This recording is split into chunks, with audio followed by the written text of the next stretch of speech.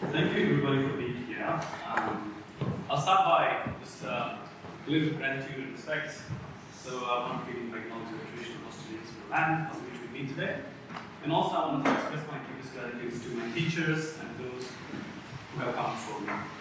I also want to thank my wife who's here to support me on my first public talk.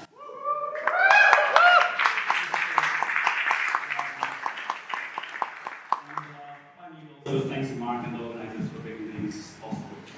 Right, so today we're going to go through a couple of things. We start by just looking at maps in general, how humanity's relationship with maps are fairly abstract, at a very philosophical level. And then we'll go down to how the maps on the web work. We'll look at behind the scenes, and we'll look at some mainstream maps, the typical, the standard, the popular maps. Google Maps, Mapbox, TomTom, Here Maps, some of the popular names that you might have heard before. And then we'll talk about the limitations of them. Why might they not serve your purpose? And then finally we'll look at how would we go about building your own open source mapping stack from scratch and what you should do. And it kind of feels like starting a cow farm because you want ice cream, but trust me, it's going to be worth it. All right. So, without maps, we're nowhere, right? So, maps help us understand our place in the world. They give us context about where we are versus where we're going. This image right here is a map from ancient Babylon, probably about 4,000 years old, which is not to say this is the oldest map humanity has created, this is the oldest that we know of. And it sort of points towards mountains and rivers and a couple of things. And then, lately, we started doing maps like these. The one on the left is a map of the London Metro. As someone who thought Melbourne's Metro was confusing, it was quite daunting to just try to figure out how to work with that. And then, more recently, we moved on to digital maps like this. So, you might be able to book your holiday, or you might be able to plan your cross-country road trip, or track your loved ones who are flying home from somewhere, or buy a property, or look at the weather. So all of these things are made possible by digital web maps. Now, there's also a bunch of other things we can do with web maps. I'll let you all read through it, or I'll see what.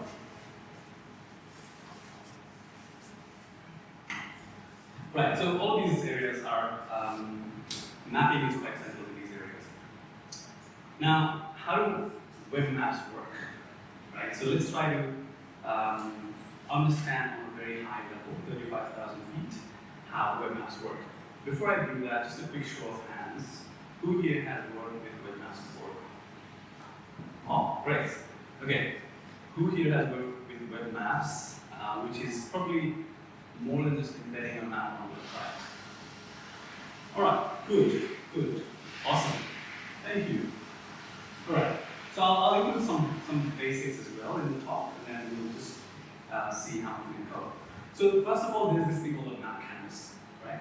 So this is the thing that basically sits at the background, just like you have canvas in HTML, just like you have a blank white DOM in a browser that you begin by painting it with your pixels. You have a map canvas. The next slide, if it wasn't Canva, was supposed to sort of be animated, and the map canvas would move and pan and zoom. So basically, this is the thing that responds to the user interaction. So when you interact with the map, this converts your action into what you want to do, and then if it needs to fetch data, it fetches the data. If it needs to re-render, it does that. So that's the map canvas. The second thing we have that are quite central to web mapping is the map tiles. So when you see any map on the internet today, I think any is correct to use. They're built by these tiny little tiles that are put together. So as you go on loading more of those tiles, it starts to sort of paint a picture of what you're looking at. And these tiles, we talk about a little bit of theory about these tiles. So there are tiles at different zoom levels pre-made, right? So at zoom level 0 is all the way zoomed out. That's just one tile that represents the whole world. So all the continents, all the oceans in one tile. You go down to zoom level 1, which basically splits that down into 4 bits, and each of those bits will be much more detailed than the earlier level. As you go down and down, you get more and more tiles.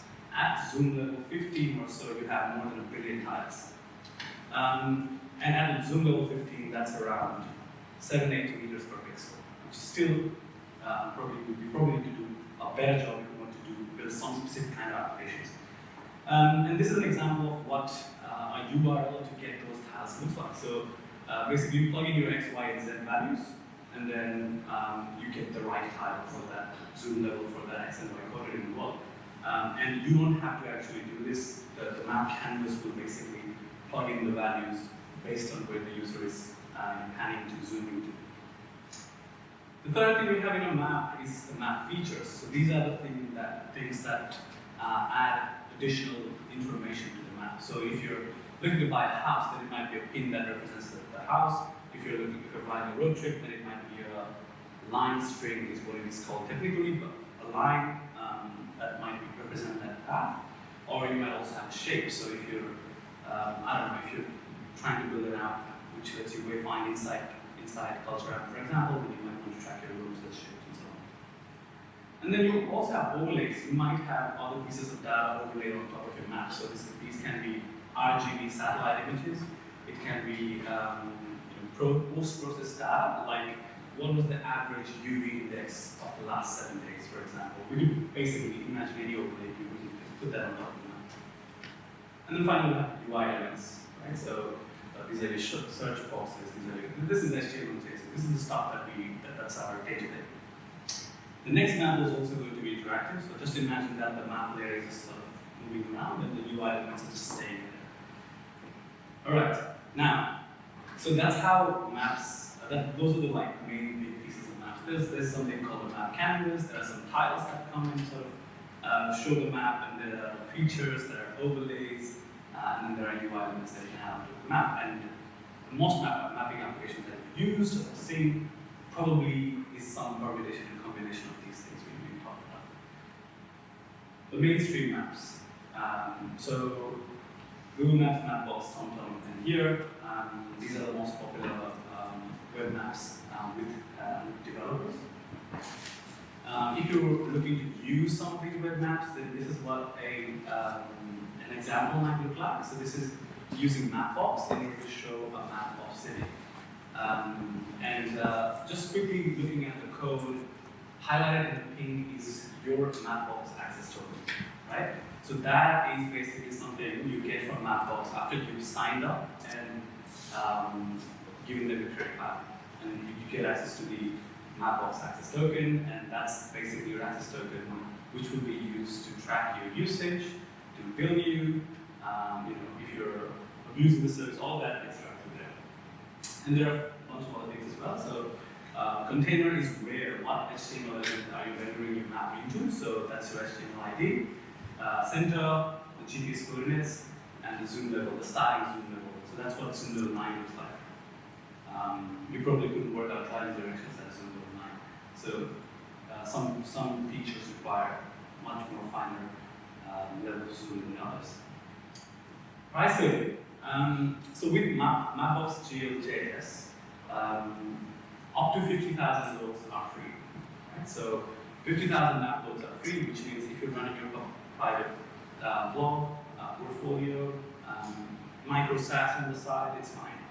You don't need to build a cow farm. You can just have the license straight away. But if you're actually looking at some real usage, if you're looking at actually building an application which, let's say, has 1 million monthly loads, right? 1 million monthly loads, Mapbox is $3,000, which is, if you have 1 million monthly loads, then you're probably not worried about $3,000. But let's see if we can do any better. We will discuss that in our alternatives. Why do I care about web maps? So why is this guy up on the stage talking about web maps? We didn't ask for it. What's up? And why do I think you guys should too? Right? So just a little bit about me, where I come from.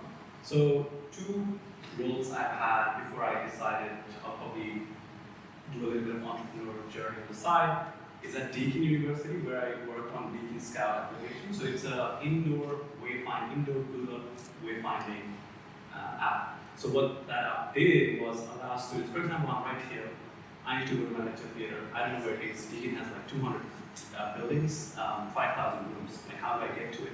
GPS doesn't work. the way we solved it is by using wireless access points. So Cisco builds these wireless access points. Basically, the technology behind it is exactly the same as GPS. Your phone is constantly probing to wireless access points, even if you're not connected to Wi-Fi.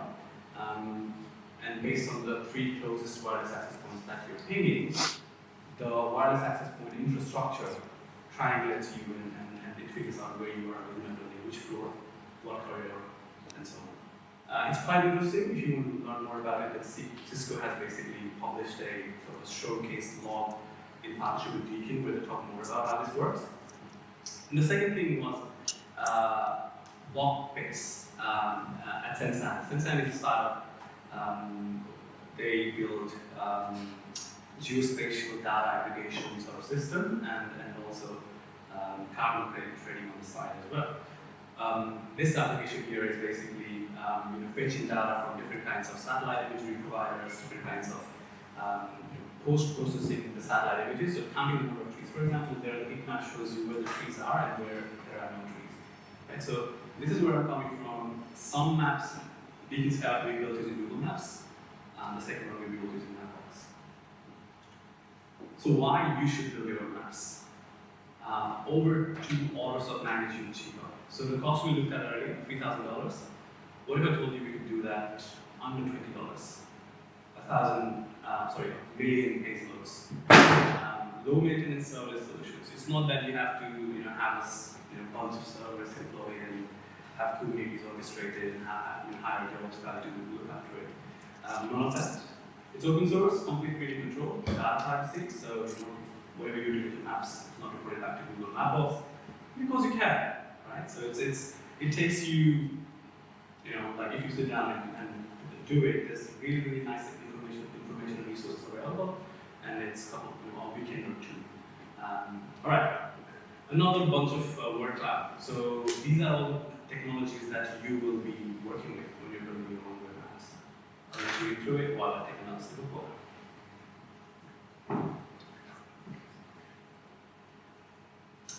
Right, so protocols, cloud storage, GPU accelerated rendering, and a bunch of other interesting things, right? Let's dig into it. So to build your own web app, I could stop the talk here and say, actually, write everything from scratch, let's go home. But that's not how open source works. You want to use things that other people have already built and build value on top of it. If I have seen any further, it's by standing on the top of giants, as Newton said, or someone else. Anyway, so how do we build our map? We obviously need replacement paths for each of the things that we discussed before, right? So there's the map canvas, there's the map tiles, there's the map features, there's the map modules, all of those things. If you can find open source alternatives to it, then we have the tools that we can start to put them together. Which is where MapLibre comes in. MapLibre is an open source fork of Mapbox. So when Mapbox decided that they were going to introduce the access token in their API, so that's when the open source community said, hey, screw Mapbox, we're going to create a fork. This happened in 2020, and then they just kept the fork going. It's a pretty active project. Facebook sponsors it. There's a bunch of big names that sponsor it. They're doing wonderful things. They have mobile native mapping library as well. There's something that they're writing the same thing in Rust as well, so it must be good. I don't know. Rust in there. So the one we're talking about today is MapLibre geojs. Quickly go to the website. Right. So this is the project, MapLibre, and obviously, like I said, there's a bunch of different libraries that they make available, and the one we're interested in is this one. I'll talk a little bit more about this further on.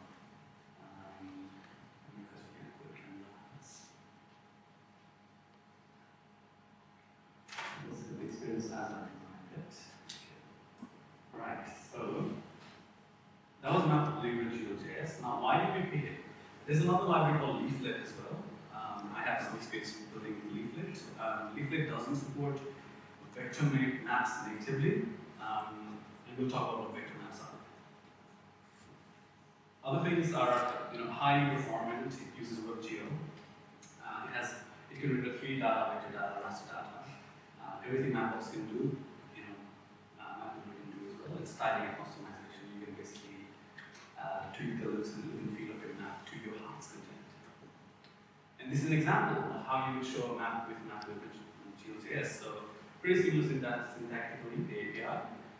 As you can see, there's no access token, but there is something called style.json file, which describes how to paint those pixels, and there's some information in that file as well. We'll come back to it in a bit. All right, so we have a map canvas. Brilliant. Now we need a map tiles and a few other things as well. Now, for the map tiles, I'll introduce you to the second open source project. The first was MapLiquid. This is the second one, and I'll introduce you to the third one as well. But OpenStreetMaps is basically Wikipedia of maps. So if you want to contribute or change, tweak, edit maps, basically sign up just like Wikipedia, you propose it, it will get accepted. A minute later, everybody who uses that sees the updated change. So if you're a developer and you're building houses and you have a new street that you just approved and have laid out, then you go to OpenStreetMaps, or someone else who goes there and doesn't see it on OpenStreetMaps will go there and basically put it there, and everybody has access to this. Great, so people like us have crowdsourced this data and have built an open source map of the world, which solves our map tiles problem. Let's go and look at the website. So this is OpenStreetMaps. Fairly simple map. There's not a lot of details at this zoom layer level currently, but if I zoom in, then you can see that the details will start to come in. And I'll also open a tab on the side. Let's zoom a little bit. So now, when I just move this map, you'll see a few HTTP requests go through. All of those are get. And if I hover over these, you'll see that the tiles are being fetched, the individual tiles. So these tiles are stitched together by our map canvas, map library in our case. And this is how it gets made. Another thing I would also draw your attention to here is the fact that it's a PNG file, right? So, which means it's a pre-rendered bitmap. So it's a set of pixels being sent by the server. So we're not doing any kind of visual styling to the file. So whatever we get from the server is what we're showing, right? And one thing, I don't know if it will come through in the thing, is when you zoom in, it's got discrete zoom levels. So you've got zoom level 5, and then 6, and then 7. If you're somewhere between 5 to 5, like 5.5, 5.8, you're still seeing level 5 tiles, which is why you get sort of janky zoom in experience. So if you notice this as I'm going to zoom in development. So you see how it's just sort of stepping through things. So that's coming from the fact that what OpenStreetMaps are using to build their web map does not support smooth, continuous zooming, which MapLibrary does. So here, I want to show this sample tab to show you that the data is indeed delivered in tiles, and they come in PNG. So PNG is pre-rendered, and we call them raster tiles. Alternatives are vector tiles, which are, think SVG, right? So scalable vector graphics. Those are things that you can zoom in infinitely. They find your print no matter what size you're printing. So a limited amount of resolution. That's what vector tiles are. Right. Now going back to the slide. Okay, that's good. So we have a map canvas. We have a provider for map tiles. Now let's see what other problems we solve. Right. We'll back to this slide again. I don't know if you like looking at this slide, but here it is anyway. So there's the URL, and that specific tile there could be something like zoom level 2, X-coded 1, and Y-coded 4. That's how you identify that specific tile. And then interesting thing there is at zoom level 15 there are 1 billion tiles, right?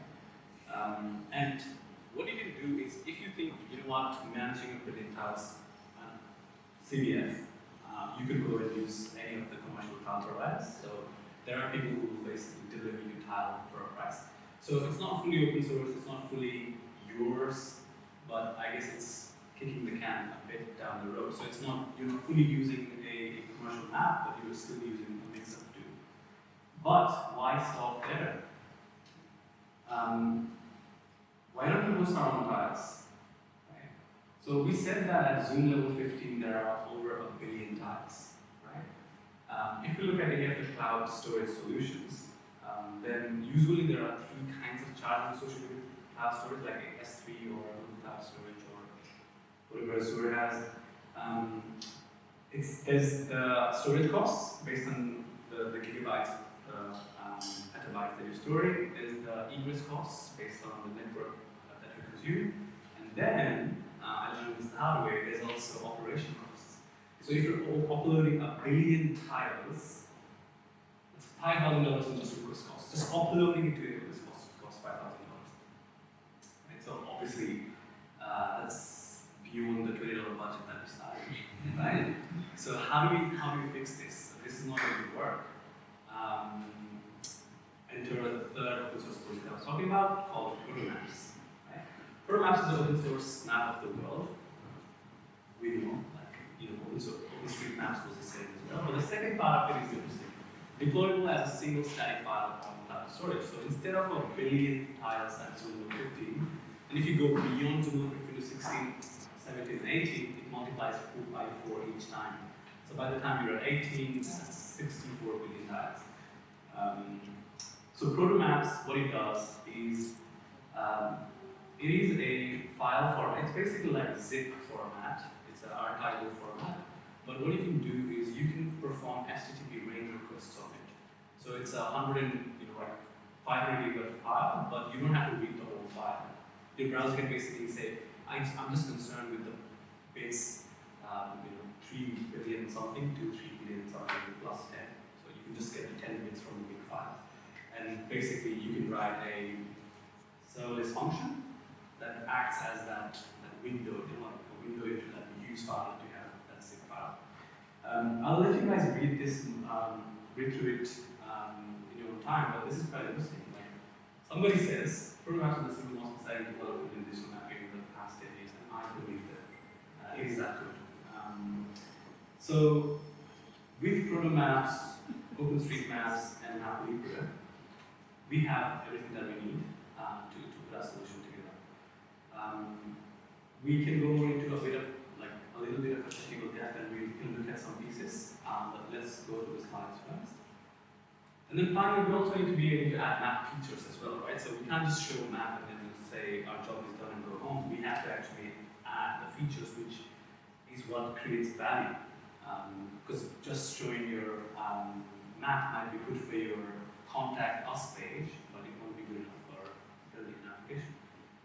Which is where geojson comes in. Geojson is a subset of JSON. It's still JSON, but it's JSON with some specific rules. And it is used to describe geographical data. And three broad kinds of data. One, point data, so points on a map. Line or a shape, a rectangle or a square or any other kind of regular shape as well. And this is what it looks like. Important things here is type is point here, and then this the coordinates as well. And that's where we are supposed to be. Cool. All right. Now we have a way to describe a map feature, and with MapLibra GeoJS, in order to add that point to your map, that's how you do it. It's quite simple. So we first add a source, and source GeoJSON is the JSON we looked at earlier, and then we tell it like how to render it, like what kind of field opacity, those kind of things to use. Right. Let's do a demo, and then we can look at some technical parts in more of depth. For the demo, I built geojson.app recently. Hopefully it loads. There we go. So this is a over a weekend or two. You can upload your own GeoJSON. As developers, some of us might like what is GeoJSON, but if there were GIS experts, GIS analysts, then it's quite a popular format with people who deal with geographical data. MelbJS, we love JS, JSON, geojson, I have not. All right, so you can also, paste your rules or try importing an example here. So this is an example. I'm from Nepal, and this is, I'll take you to some of the most popular hiking routes there. Hopefully you'll get some value out of that as well if you're planning to be in Nepal. So there are 3 main airports in the country, not 3 main airports, there's like one main airport which is this in the capital city. And this is a geojson rendered on top of a map. There's also points. So Mount Everest is towards the north of the country. The reason that the tiles are taking a while to load, one, I'm connected to my phone. 2, the tiles are hosted with Cloudflare. The first time I go to a specific place, Cloudflare caches those tiles, and then the subsequent time it should be really fast. So it should not perform any less than any of the leading mainstream providers. And good thing about Cloudflare is that they don't have ingress charges. So if you have a tile that you serve once, or if you serve 10 million times, it's the same cost to you, which is really good. So that's Mount Everest in the border of China and Nepal. And some trekking routes, so all of these are segments of that route. I have done this trek, it's really, really beautiful. And we can also sort of understand how, what's the distance for each of the segments of the route. This is the most beautiful part of the route. It would be good to have a satellite view image as well, but I haven't got around to do that. So this is an example of what you can build by yourself using a fully open source stack. On the bottom right, you can see attribution to Protomaps and OpenStreetMaps, both open source projects we looked at. And the code is also open source. So if you want to look at some really, really messy React, then you know where to find it. I'm not good at writing React.